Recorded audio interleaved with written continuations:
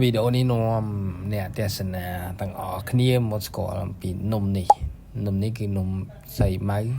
ចាំស្នេហ៍វ៉ាពេលដែលមកទិញនំនេះម្ដងដឹកអាការកោមកវាអត់ហ៊ាននៅចិត្តឆ្នាំងទេវាឃើញហើយវាខ្លាចផ្ទុះអញ្ចឹងវាអត់ដែលបាននៅក្បែរឆ្នាំងទេវារត់វាលពេញតាវាលហ្នឹងទៅហើយ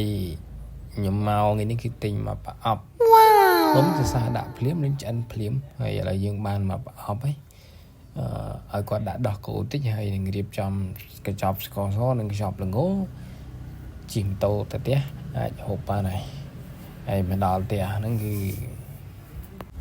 ពេលមកដល់ផ្ទះបានដឹងថាអូផ្លេច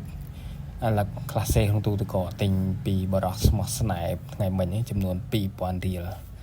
ចឹងមែនឥឡូវសិតតែផ្អែមដូចគ្នាស៊ីមួយណាទុកមួយនេះចាយលុយភ្លើចុយយ៉ាចាយលុយភ្លើអញ្ចឹងសមមកត្រូវមកបណ្ដុងលើពុះលើ